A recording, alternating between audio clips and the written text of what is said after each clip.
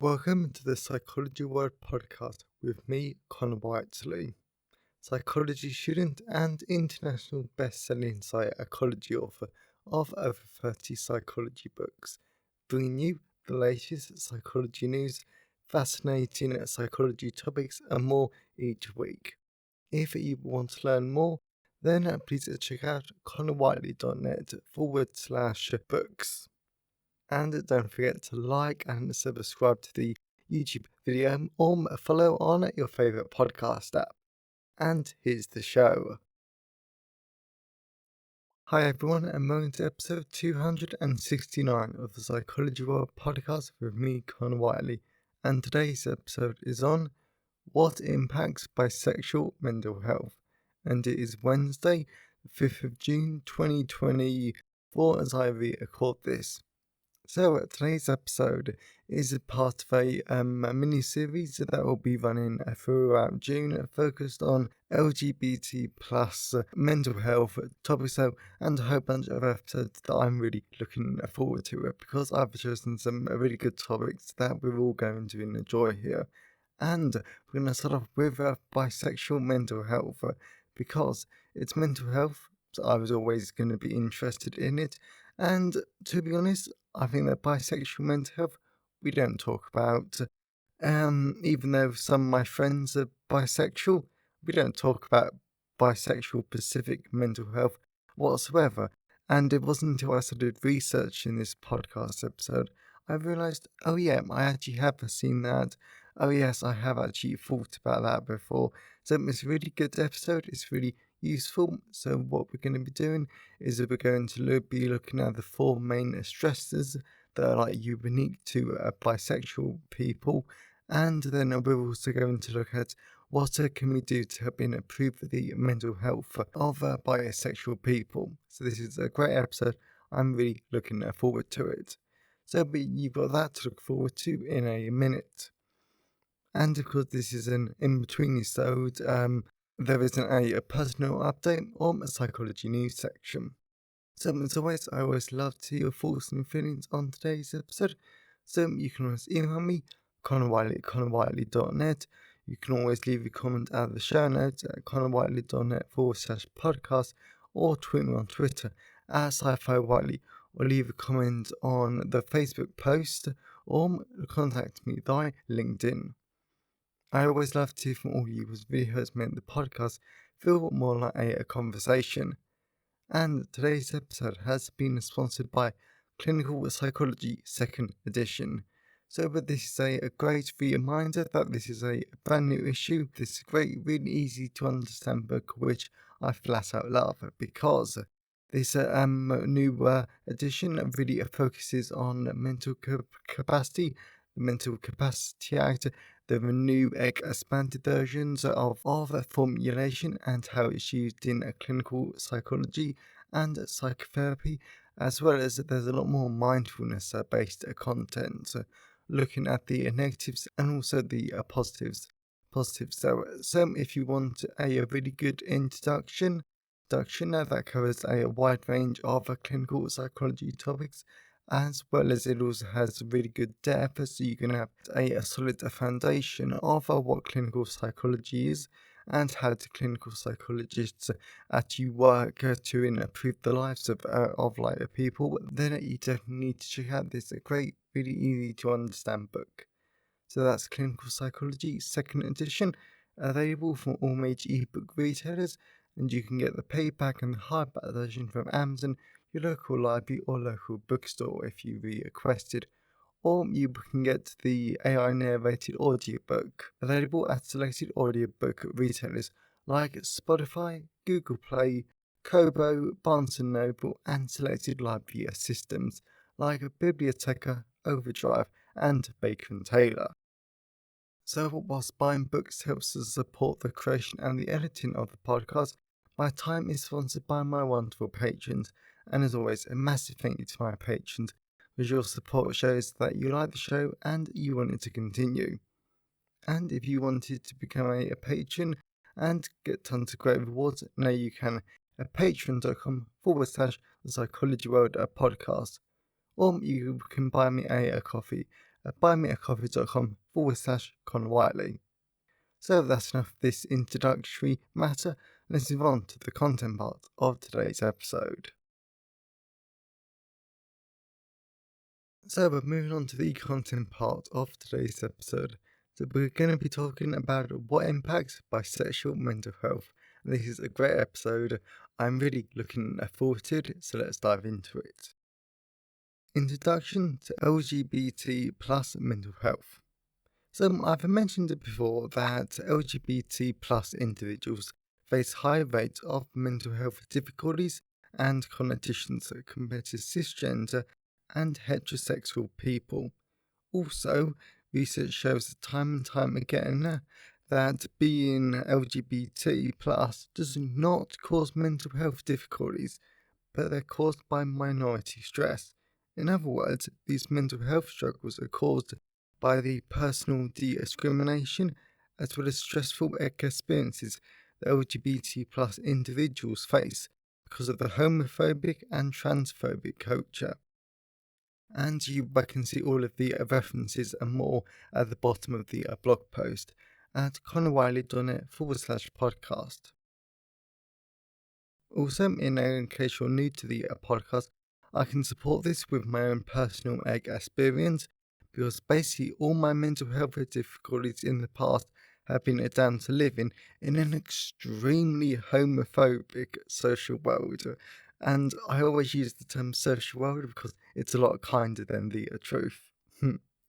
And consequently, being so that I was wrong, I was unholy, and I deserved to die for a period of 10 very intense years until I had my breakdown last August. Therefore, I can testify that minority stress, it is real, it is very impactful, and my friends that didn't grow up in homophobic social worlds have a lot better mental health than me, or their mental health struggles are down to non-LGBT plus related trauma. Interestingly, when we dig down into the research more, bisexual people seem to have the highest rate of mental health struggles within the LGBT plus community. This is even more true for suicide, depression, and non-suicidal self-injury. Again, these mental health disparities are caused by minority stress, not because being bisexual causes mental health struggles. This is why in the rest of this podcast episode, we're going to be focusing on what are the unique stresses faced by bisexual people. Moreover, I should note that for the purposes of this podcast episode, whenever I use the term bisexual, I'm referring to all sexual orientations that fall under the bisexual umbrella. For example, bisexual, pansexual, fluid, and so on. How does internalized bi-negativity impact bisexual mental health? So the vast majority of LGBT plus people have some form of internalized homophobia or transphobia that they need to deal with depending on their childhood and the world that they live in. I had a lot to deal with in the past, and even now I still have to do check-ins with myself because I am not perfect and the scars of my child abuse do still run deep.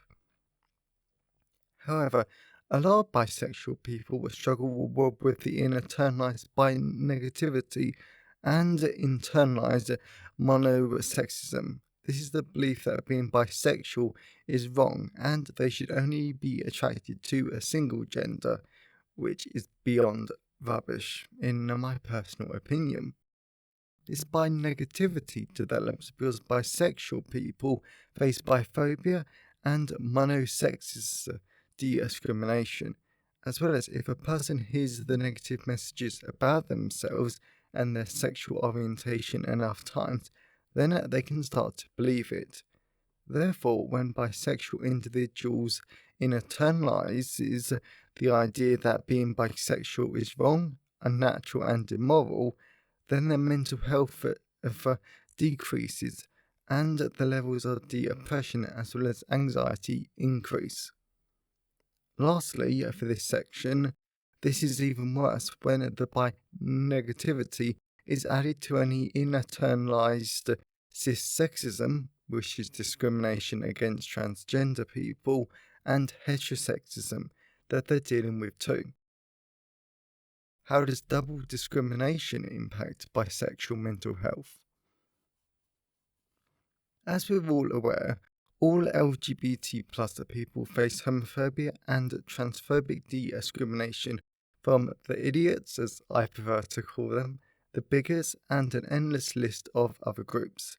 Yet bisexual people face a very specific form of discrimination from monosexism and biphobia, because monosexism is the belief that people can only be attracted to a single gender, and people who believe in monosexism believe that being attracted to a single gender is more valid, better, and legitimate compared to being attracted to multiple genders, which I hope you can hear it in my voice, just makes me smile and want to laugh, to be honest.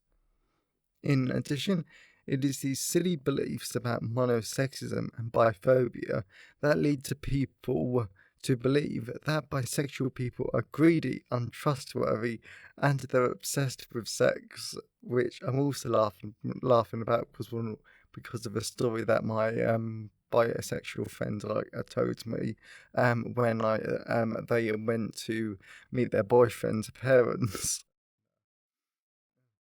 These silly beliefs only lead to bisexual people experiencing discrimination at higher rates of heterosexual and lesbian and gay people too.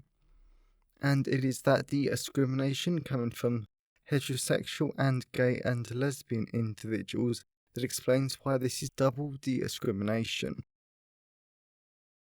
So personally, I think the idea that you can only be attracted to a single gender is beyond silly, because at the end of the day, it shouldn't matter who you're attracted to. For example, I always say I'm a gay because everyone knows what that is. I don't have to explain myself, and also I'm really comfortable with that label. And 99% of the people who I'm attracted to are men. Yet, if I really think about it, I am attracted to a range of genders, like non-binary people, and even a handful of women, because there are some women at the trans group that I go to, and they are a attractive. But that's why I'm more androsexual, over strictly being a gay. And what that term means is that I'm more attracted to masculinity. But I mean, I don't use that term often because no one understands it. And it's more of a mouthful, and I have enough of problems speaking as it is at times.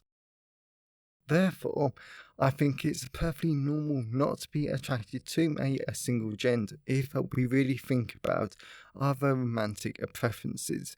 And my argument always is there are always so many more important things to worry about in the world, from climate change to war to world hunger. Who's attracted to who seems so pointless, because it is. How our identity uncertainty impacts bisexual mental health. So I think the brilliancy of the program Heartstopper shows this next stressor brilliantly, because a lot of bisexual people face identity uncertainty because they aren't sure if their bisexual identity is right or even accurate for them. The vast majority of bisexual people struggle with whether they feel queer enough for queer spaces, or they might even worry that they're faking being bisexual. And that's something I've not heard before, but it's actually quite interesting, because this is even more intense when the bisexual person is dating someone of the same gender, and they might even adapt their queer attractions and identities based on the bi-erasure which they experience, which we'll talk about in a moment. Overall, whenever you're unsure about your identity, it is very stressful, and it can lead bisexual people to feel disconnected from the LGBT plus community, which both of these factors lead to increases in bisexual mental health. And as a little side note, something that I have noticed since my assault is that my identity has been in flux very badly. So whilst this is different from the identity uncertainty experienced from bisexual people, it is still hard. I still know that it's hard.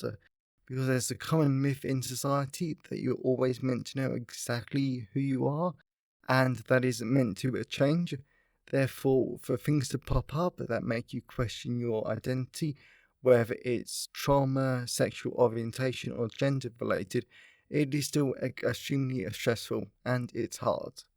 This is why being supportive and taking the pressure off people to know exactly who they are is so important.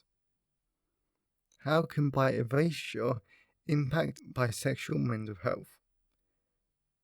One thing I hate beyond all else is how the bisexual identity is invalidated constantly, because bisexual people are constantly told they're straight, they're actually gay, or you're just too scared to come out fully, or apparently some bi haters try to say bisexual people are trying to be trendy by being bisexual. I mean, like, why would that ever be classed as trendy? That is not trendy. I mean, nothing faced by minority groups is trendy. I just mean, like, oh my god, I can't believe that people think that at times. So, as you can tell by my reaction, that is wrong on so many levels. And yet it happens. It shouldn't happen, but it does. As a result, monosexism fuels bi-erasure and bi-invisibility by trying to get rid of bisexual people, and it reinforces the wrong and disgusting cultural messages that being bisexual is only a phase of experimentation instead of being a valid identity in its own right. Also, after reading the Facebook post of my best friend when they came out as non-binary, there's a very small section in the entire post.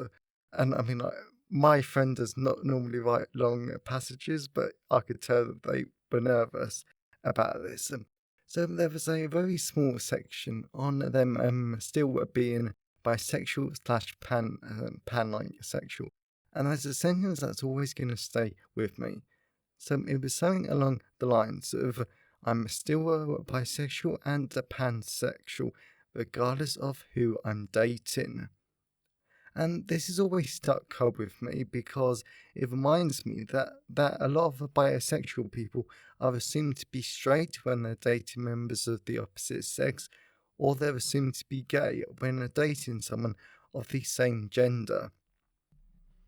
And I forget the comedian I was watching on TV one year, and she did an entire set on why bisexuality is the worst sexuality to be because of this problem. It was a brilliant set, and I'm actually going to have to look her up later on. But it reminds me that bi-erasure might not be a problem that I face, but it is wrong that it happens. On the whole, it is these ideas or assumptions that try to explain away or remove any evidence of bisexuality that are the problem. But here's the thing, being bisexual is real. It thankfully isn't going anywhere because it's been around for tens of thousands of years, and it is wrong to ignore it. And whenever someone tries to erase bisexual identities, they are harming the mental health of a great group of people for no reason.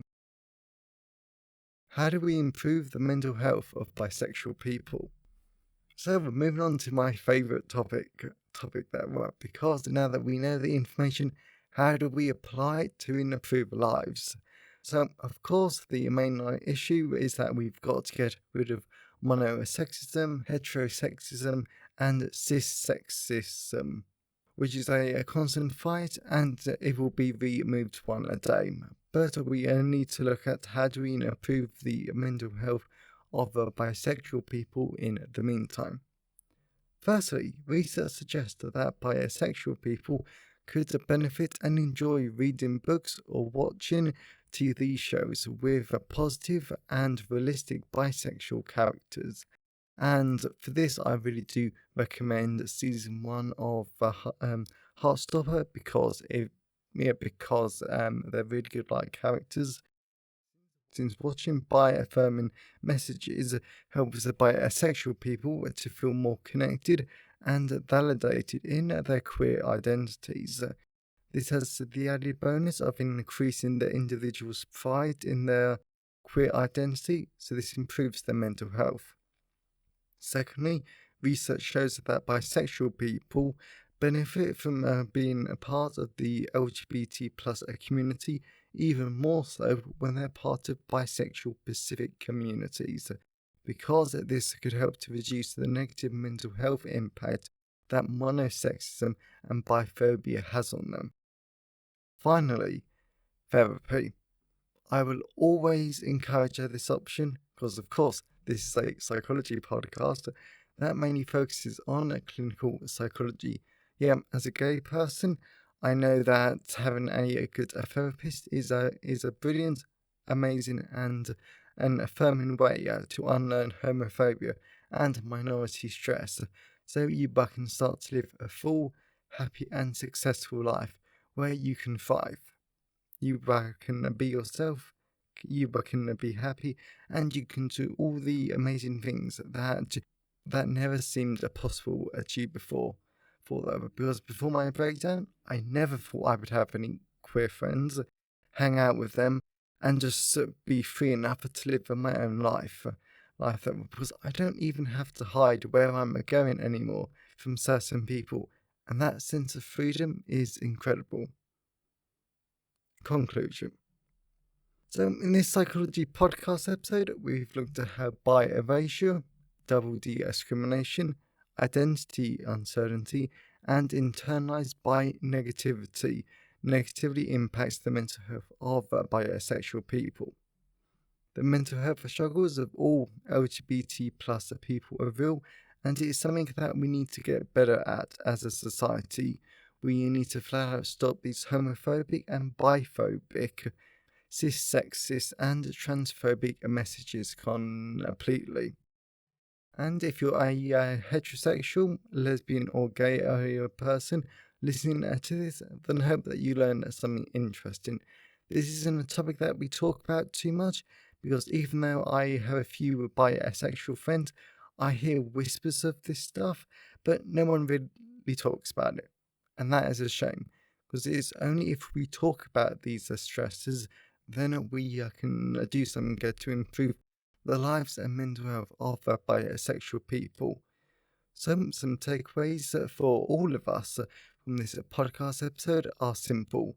Don't support or ever say biphobic or monosexist messages. Don't try to erase the identity of bisexual people, and always support or take the pressure off people to know exactly what their identities are. If we all do those simple things or try our hardest to follow them, then the mental health and lives of bisexual people will improve. Finally, if you're a bisexual person listening to this episode, then let me just tell you, your identity is real, it's important and valid, and you, like everyone else, deserves to be loved, whoever you want, regardless of their gender. It doesn't make you any less queer, any less loved, or any less supported. Everyone listening or reading to this episode is amazing, and that includes you as well. So I really hope that you enjoyed today's episode and you got something out of it. I'm actually feeling a lot more excited now, and I'm definitely a lot happier because there's been some of my mental health blips though, recently, and I'm really looking forward to doing this series of podcast episodes because it is a Pride Month, and I do try to do social activism from time to time. Though this is a great way to do it. And these episodes are just fun because I don't look at this stuff often. I mean, I don't talk about it. This is just going to be a lot of really fun episodes, and we're all learning something here, though, and that's the most important thing. So if you know someone who would enjoy today's episode, then please share it with them. I'm always really grateful when you wonderful people help spread the word about the podcast. And if you want to learn more, definitely check out Clinical Psychology 2nd edition, available in all the usual places. And if you want to become a patron of the show, now you can at patreon.com/the Psychology World podcast. Or buy me a coffee at buymeacoffee.com/Connor Whiteley. So, happy Pride Month, everyone. Have a great day, and I'll see you next time. Thanks for listening today. I hope you found it helpful. Please remember to like the video and subscribe to the YouTube channel and follow the podcast on your favourite podcast app. And if you wanted to learn more, then please check out the backlist of the podcast episodes or my books at conwhiteley.net. So have a great day, and I'll see you next time.